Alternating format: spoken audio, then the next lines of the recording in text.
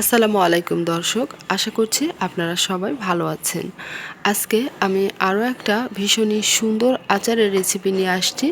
এখন কাঁচা আমের দিন একদম শেষের পথে, তো আমি শেষ মুহূর্তে আরও একটা খুবই সুন্দর কাঁচা আমের আচার নিয়ে আসছি।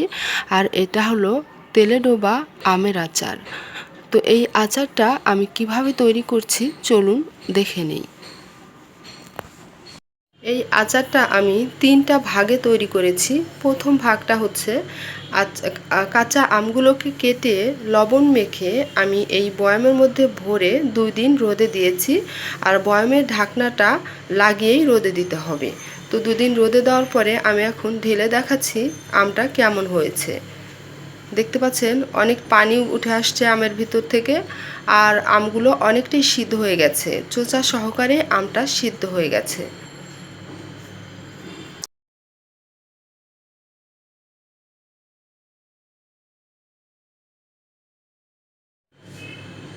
দেখতে পাচ্ছেন আমি একটা আম আপনাদের একটু দেখিয়ে দিচ্ছি আমটা কতটা সুন্দরভাবে সিদ্ধ হয়ে গেছে রোদে দেওয়ার জন্য। এখন আমি দেখাবো আমটাকে আমি কিভাবে কেটেছি। একটা আম কেটে আপনাদের দেখাচ্ছি। আমটাকে আমি 12 টুকরা করে কেটে নিয়েছি।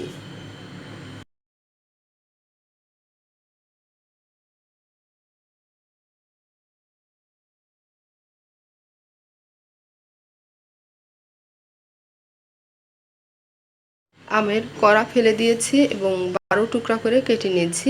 এভাবে 6টা আম আমি কেটে নিয়েছি। কেটে নেওয়ার পরে 6টা আমের জন্য আমি লবণ দিয়েছি 4 টেবিল চামচ। 4 টেবিল চামচ লবণ দিয়ে আমগুলোকে আমি ওই বয়মের মধ্যে ভরে 2 দিন রোদে দিয়েছিলাম।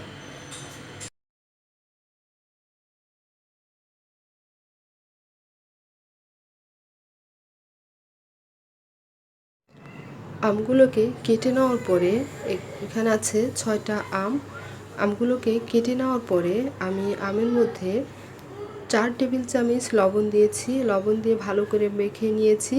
মেখে নেওয়ার পরে ওই প্লাস্টিক জারের মধ্যে ভরে নিয়েছি। আমগুলোকে ভরে মুখটা বন্ধ করে দিয়েছি। দিয়ে কড়া রোদে আমগুলোকে আমি 2 দিন রোদ দিয়ে নিয়েছি, মুখটা বন্ধ রেখে। এভাবে 2 দিন রোদ দেওয়ার পরে আমগুলোকে আমি ঢেলে তখন দেখালাম কিভাবে আমগুলো কত সুন্দরভাবে নরম হয়ে গেছে, সেটা তো একটু আগেই দেখিয়ে দিলাম। দেখতে পাচ্ছেন কত সুন্দরভাবে আমগুলো সিদ্ধ হয়ে গেছে রোদের তাপে। আমের আচারের প্রথম পার্ট শেষ। এখন দেখাবো দ্বিতীয় পার্ট। দ্বিতীয় পার্টে ওই আমগুলোকে আমি রোদে দেব। বয়ামে দিয়েছি 2 দিন রোদে। এখন আমি ওই আমগুলোকে সরাসরি রোদে দেব। একটা প্লেটের মধ্যে আমগুলোকে সুন্দর করে বিছিয়ে নেব এবং 5 থেকে 6 ঘন্টা আমি রোদে দিয়ে শুকিয়ে নেব।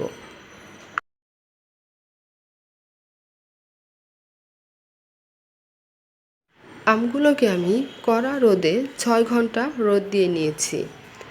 দেখতেই পাচ্ছেন এখন কিন্তু আমটা অনেকটা শুকনো শুকনো দেখা যাচ্ছে। তার মানে এখন আমার আমের দ্বিতীয় পার্ট শেষ হলো। এখন আমি তৈরি করব আমের শেষ পার্টটা। তো চলুন। এখন আমি দেখাবো এই আচারের একদম শেষের পার্ট। তো এইখানে এই হাঁড়ির মধ্যে আমি 1 কাপ সরিষার তেলকে খুব ভালো করে গরম করে নিয়েছি। তারপরে ঠান্ডা করে আমি এই বোলের মধ্যে ঢেলে দিলাম। আরও দিচ্ছি 3টা শুকনো মরিচকে আমি টেলে নিয়েছি এবং ভেঙে নিয়ে সেই মরিচগুলো দিয়ে দিলাম। দিচ্ছি 1 টেবিল চামচ ভাজা সরিষার গুঁড়ো, আর এটা হলুদ সরিষা। আরও দিচ্ছি ধনিয়ার গুঁড়ো 1 চা চামচ, জিরার গুঁড়ো 1 চা চামচ, পাঁচফোড়ন আছে 1.5 টেবিল চামচ এবং মরিচের গুঁড়ো আছে 1 টেবিল চামচ। মরিচটা কম বেশি করে দিতে পারবেন। সবগুলো মশলা আমি দিয়ে নিলাম। দিয়ে ভালো করে একটু মিলিয়ে নিতে হবে।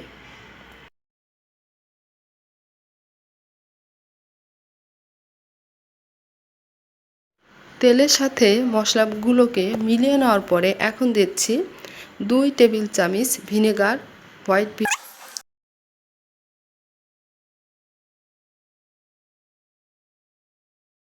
দিচ্ছি 1 টেবিল চামচ চিনি। চিনিটা দিয়ে নাড়াচাড়া করে নিব। নেওয়ার পরে এখন আমি আমি যে আম শুকিয়ে রেখে দিয়েছি সেই আমগুলো এই মশলার সাথে চামিচ দিয়ে ভালো করে মিলিয়ে নেব। এখন এই তেল মশলার মধ্যে আমি যে রোদে শুকিয়ে রেখেছি সেই আমগুলো ভালো করে মিলিয়ে নিলেই এই আচারটা রেডি হয়ে যাবে।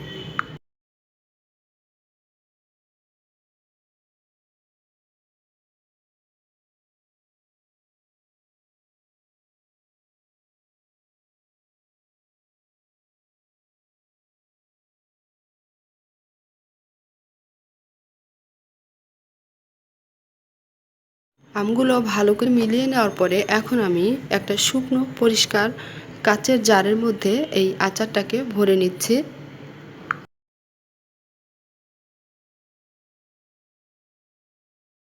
এই আচারটা এখন আমি বয়ামের মধ্যে ভরে নিচ্ছি, আর ভরার সময় একটু চেপে চেপে ভরে নেবেন। আর এই আচারটা 7 দিন পরে থেকে খাওয়া যাবে।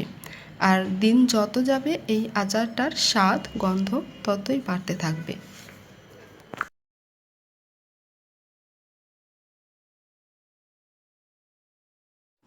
আমার এই সুন্দর আচারটা একদম রেডি। আশা করছি আমার আজকের এই আচারের রেসিপিটা আপনাদের কাছে অনেক ভালো লাগবে। এই আচারটা এতটাই মজা, এই আচারটা তৈরি না করলে আপনারা বুঝতে পারবেন না। অবশ্যই এই আচারটা তৈরি করবেন এবং আমাকে জানাবেন। আর আমার রেসিপি ভালো লাগলে আমার চ্যানেলকে সাবস্ক্রাইব করে আমার চ্যানেলের পাশেই থাকবেন। তো আর কথা বাড়াচ্ছি না, আজকের মতো বিদায় নিচ্ছি। আবার দেখা হবে। আল্লাহ হাফেজ।